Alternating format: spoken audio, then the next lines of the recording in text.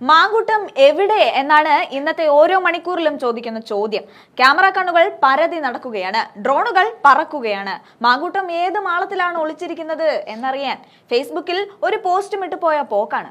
എന്നാൽ ഈ വിഷയത്തിൽ അടിയന്തരമായി ഹൈക്കമാൻഡിന് ഇടപെടേണ്ടി വരികയാണ്, പ്രത്യേകിച്ച് പ്രിയങ്ക ഗാന്ധിക്ക്. കാരണം വയനാടിന്റെ MP-യും പോരാത്തതിന് വനിതയും. അപ്പോൾ പിന്നെ വരുന്ന തെരഞ്ഞെടുപ്പുകൾക്കൊക്കെ വേണ്ടി ചുക്കാൻ പിടിക്കുന്ന പ്രിയങ്ക ഗാന്ധിക്ക് അടിച്ച് തെളിച്ച് ശുദ്ധികലശം നടത്തിയേ പറ്റൂ. മാത്രവുമല്ല, യൂത്ത് കോൺഗ്രസ് ജനറൽ സെക്രട്ടറി അടക്കമുള്ള വനിതാ നിര മുഴുവൻ മാങ്കൂട്ടത്തെ എതിർക്കുകയാണ്. സത്യത്തിൽ അവിടെ കോൺഗ്രസ് എന്ന പാർട്ടി പണ്ടേ നടപടികൾ എടുത്തതോടൊപ്പം തന്നെ മാങ്കൂട്ടത്തെ പിന്നീട് കോൺഗ്രസിന്റെ ഒരു പരിപാടിയിലും പങ്കെടുപ്പിച്ചതുപോലുമില്ല. എന്നാൽ ഇന്നിപ്പോൾ സർക്കാരിനെതിരെ തിരിഞ്ഞ് ഭരണവിരുദ്ധ വികാരവും അയ്യപ്പ ഭക്തരെ ചൂഷണം ചെയ്യലുമൊക്കെയായി ഈ സർക്കാർ ജനങ്ങളെ നിരന്തരം പറ്റിച്ചുകൊണ്ടിരിക്കുകയാണ്. സ്വന്തം നേതാക്കൾ ഓരോരുത്തരും ജയിലറകളിലേക്ക് പോകുമ്പോൾ അതിൽ നിന്നും മുഖം മറയ്ക്കാൻ വേണ്ടി മാത്രമാണ് മാങ്കൂട്ടം വിഷയമെന്ന് ഏതൊരാൾക്കും അറിയാം. എന്നാൽ ഇവിടെ ശക്തമായ നിലപാടെടുക്കുകയാണ് പ്രിയങ്ക. അതിനുവേണ്ടി ഒരിക്കൽ കൂടി KC വേണുഗോപാലിനെ ഇറക്കുകയാണ്. എന്തായാലും ആ രംഗങ്ങൾ നമുക്കൊന്ന് കണ്ടു നോക്കാം. ഈ കേന്ദ്ര സർക്കാരിൻ്റെ ലേബർ കോഡ് അവർ നടപ്പിലാക്കുന്നതിന് മുൻകൂട്ടി കണ്ടുകൊണ്ട് കേരളത്തിൽ നടപ്പിലാക്കിയ ഗവൺമെൻറ് നടപടി വീണ്ടും BJPയുടെ ആഗ്രഹങ്ങൾക്കനുസരിച്ച് പ്രവർത്തിക്കുന്ന സർക്കാരായിട്ട് കേരളം മാറിയെന്നുള്ളതിന് തെളിവാണ്. നമ്മൾ PM ശ്രീ പദ്ധതിയിൽ അത് കണ്ടു. കേന്ദ്രത്തിൻ്റെ ഇച്ഛക്കനുസരിച്ച് പ്രവർത്തിക്കുന്ന കേരള സർക്കാർ, പ്രത്യേകിച്ച് CPM നേതാക്കൾ. PM ശ്രീ വിവാദമായി, CPI ഇടപെട്ടു, രാഷ്ട്രീയ പാർട്ടികളെല്ലാം ഇടപെട്ടു. അപ്പോൾ കത്തയക്കുമെന്ന് പറഞ്ഞു. ഇപ്പോഴും അതിൻ്റെ സ്റ്റാറ്റസ് എന്താണെന്നുള്ളതിനെ കുറിച്ചിട്ട് ഒരു വിവരവും ആർക്കുമില്ല. കേന്ദ്ര ഗവൺമെൻറ്റിൻ്റെ കൃത്യമായിട്ടുള്ള ഇച്ഛക്കനുസരിച്ചാണ് PM ശ്രീയിൽ സർക്കാർ പ്രവർത്തിച്ചത്. അതേപോലെ തന്നെ ലേബർ കോഡ് നമ്മുടെ നാട്ടിലെ തൊഴിലാളികൾക്ക് സംബന്ധിച്ചിടത്തോളം വളരെ ആശങ്കയുണ്ടാക്കുന്ന, തൊഴിൽ സമൂഹമാകമാനം, ഇതിന് CITUവും AITUC അടക്കമുള്ള സംഘടനകൾ എല്ലാവരും ആശങ്കപ്പെടുന്ന ഒരു പ്രധാനപ്പെട്ട കാര്യമായിരുന്നു ഈ ലേബർ കോഡ്. കേന്ദ്ര ഗവൺമെൻറ് ആ ലേബർ കോഡ് ഉണ്ടാക്കുമ്പോൾ രാഷ്ട്രവ്യാപകമായിട്ട് പ്രക്ഷോഭം നടത്താൻ ഈ സംഘടനകൾ ചിന്തിക്കുന്നതിനിടയിലാണ് കേരളത്തിൽ ഇത് മുൻകൂട്ടി കണ്ടുകൊണ്ട് നടപ്പിലാക്കിയിരിക്കുന്നത്. എന്താണ് CPMൻ്റെ നിലപാട് ഇക്കാര്യത്തിൽ?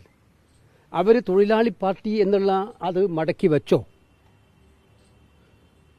ഇതവർ വ്യക്തമാക്കേണ്ടതാണ്. അത് മാത്രമല്ല, ഇതിപ്പോൾ ഒന്നിന് പിറകെ ഒന്നായിട്ട് BJPയോട് വിധേയത്വം കാണിക്കുന്ന ഒരു സർക്കാരായിട്ട് കേരള സർക്കാർ മാറിക്കൊണ്ടിരിക്കുകയാണ്. ഇത് അങ്ങേയറ്റം അപലപനീയമായിട്ടുള്ള കാര്യമാണ്. അതുപോലെ തന്നെ ശബരിമലയിലെ വിഷയം ഇന്നിപ്പോൾ ഏറ്റവും കൂടുതൽ മാധ്യമങ്ങളിൽ റിപ്പോർട്ട് വന്നിരിക്കുന്നത്, മുൻ ദേവസ്വം പ്രസിഡന്റ് മൊഴി അനുസരിച്ച് മുൻ മന്ത്രിയുടെ പേര് സൂചിപ്പിക്കപ്പെട്ട് കഴിഞ്ഞിട്ടുണ്ടെന്നുള്ളതാണ്. ശബരിമല വിഷയത്തിൽ ആരെയാണ് സർക്കാർ സംരക്ഷിക്കാൻ ശ്രമിക്കുന്നത്? SITയുടെ അന്വേഷണം കുറച്ചുകൂടി ജാഗ്രതയോടെ മുന്നോട്ട് പോകേണ്ടതായിട്ടുണ്ട്. ഇതിനകത്ത് ഭഗവാന്റെ സ്വർണം കട്ടവരാരായാലും കേരളം വളരെ വേദനയോടെ, സങ്കടത്തോടെ, പ്രയാസത്തോടെ കണ്ടൊരു നിമിഷമാണത്. ശബരിമല അയ്യപ്പൻ്റെ സ്വർണം കട്ടിട്ട് അതിലെല്ലാം വളരെ സുഖമായിട്ടിരിക്കുന്നൊരവസ്ഥ ഉണ്ടാവുക എന്ന് പറഞ്ഞാൽ വിശ്വാസ ലോകത്തിനാകമാനം അത് പ്രയാസമുണ്ടാക്കുന്നതാണ്. കേരളത്തിൻ്റെ ചരിത്രത്തിൽ ഇതുപോലൊരു സംഭവം ഉണ്ടായിട്ടില്ല. അയ്യപ്പൻ്റെ ശ്രീകോവിലിന് മുമ്പിലുള്ള സ്വർണ്ണപ്പാളിയും അതുപോലെ കട്ടളിയും ഒക്കെ തന്നെ മദ്രാസിൽ കൊണ്ടുപോയി വിറ്റ് തോലച്ച് വെച്ചിരിക്കുന്ന സാഹചര്യം വിശ്വാസികളെ വേദനിപ്പിക്കുന്നതാണ്, മനസ്സിനെ ഏറ്റവും കൂടുതൽ പ്രയാസപ്പെടുത്തുന്ന ഒന്നാണ്. അതിൽ കുറച്ച് നടപടി ഹൈക്കോടതിയുടെ നേതൃത്വത്തിൽ നടന്നു. ഹൈക്കോടതിക്ക് അക്കാര്യത്തിൽ ഹൈക്കോടതി പൂർണ്ണമായിട്ടും അഭിനന്ദനം അറിയിക്കുന്നുണ്ട്. ഹൈക്കോടതിയുടെ മുൻകൈ ഇല്ലായിരുന്നുവെങ്കിൽ ഇപ്പോഴും ഈ പ്രതികളെല്ലാം, ഉണ്ണികൃഷ്ണൻ പോറ്റി ഇപ്പോഴും സ്വർണം ചെമ്പാക്കുന്ന പ്രക്രിയയായിട്ടും ശബരിമലയിൽ തന്നെ ഉണ്ടാവുമായിരുന്നു. അത് ഹൈക്കോടതിയാണ് ആ നടപടി സ്വീകരിച്ചത്. പക്ഷെ ഇപ്പോഴും പലരും പുറത്താണ്. ദൈവതുല്യരായിട്ടുള്ള പലരും ഉണ്ടെന്നാണ് പറഞ്ഞിരിക്കുന്നത്. ആരാണ് ഈ ദൈവതുല്യർ? ഇത് വിളിച്ചു കൊണ്ടുവരേണ്ടതാണ്. ഇതാണ് എനിക്ക് അക്കാര്യത്തെക്കുറിച്ച് പറയാം. ഈ കേരളത്തിലെ സമാനതകളില്ലാത്ത മറ്റൊരു പ്രശ്നമാണ് ഒരു MLA-ക്കെതിരെ ഇപ്പോഴും ഉണ്ടായിരിക്കുന്ന ഈ ആരോപണത്തിനേക്കാൾ ഉപരിയായി ഇപ്പോൾ FIR-ലെ കണ്ടെത്തലുകൾ പുറത്തു വരുന്നുണ്ട്. വളരെ ക്രൂരമായ പീഡനമാണ് നടന്നതെന്നാണ് ഈ FIR-ൽ ചൂണ്ടിക്കാണിച്ചത്. സ്വാഭാവികമായിട്ടും ഇത്തരം കാര്യങ്ങൾക്ക് നിയമത്തിൻ്റെതായ വ്യവസ്ഥയുണ്ട്. നിയമവ്യവസ്ഥ അനുസരിച്ചിട്ട് പോലീസ് FIR രജിസ്റ്റർ ചെയ്തിട്ടുണ്ട്. നിയമപരമായിട്ട് മുന്നോട്ട് പോകണം. നിയമപരമായി മുന്നോട്ട് പോകുന്നത് പൂർണ്ണമായിട്ടും നമ്മളെല്ലാം സ്വാഗതം ചെയ്യുകയാണ്.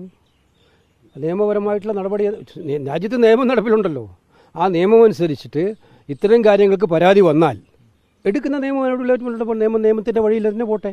ഈ പാർട്ടിയിലെ ഒരു വിഭാഗം നേതാക്കളാണ് രാഹുലിന് സംരക്ഷണം ഒരുക്കുന്നത്. അതൊക്കെ തെറ്റിദ്ധാരണ ഉണ്ടാക്കുന്ന കാര്യങ്ങളാണ്. ഞാൻ ഒരു കാര്യം ചോദിക്കട്ടെ, ഈ സംഭവം ഉണ്ടായപ്പോൾ തന്നെ യൂത്ത് കോൺഗ്രസിൻ്റെ പ്രസിഡന്റ് സ്ഥാനത്ത് നിന്ന് അദ്ദേഹത്തെ മാറ്റി നിർത്തി.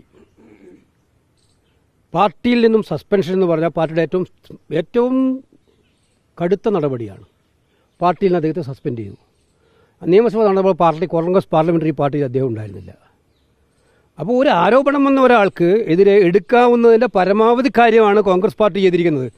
സമാനമായ ആരോപണം മറ്റു പാർട്ടികളിൽ വന്നപ്പോൾ നിങ്ങൾക്കറിയാം, ഞാനതിൻ്റെ വിശദാംശങ്ങൾ കാണണ്ട. അതിനേക്കാളൊക്കെ ഉപരിയായിട്ട് ഞങ്ങൾ വളരെ ശക്തമായിട്ടുള്ള നടപടിയാണ് എടുത്തിരിക്കുന്നത്. ഇനി നിയമത്തിൻ്റെ വഴിക്ക് പോട്ടെ. ബാക്കി കാര്യങ്ങൾ എന്തെങ്കിലും ഉണ്ടെങ്കിൽ കേരളത്തിലെ പാർട്ടി അതേ രാഹുലാണ് പാലക്കാട് സ്ഥാനാർത്ഥിക്ക് വേണ്ടി പ്രചരണം നടക്കുന്നത്. അല്ല, അതൊക്കെ ഞാൻ പറഞ്ഞല്ലോ കൃത്യമായിട്ടും. കഴിഞ്ഞ ദിവസം വയനാട്ടിൽ ഞാൻ പറഞ്ഞിട്ടുണ്ടായിരുന്നു.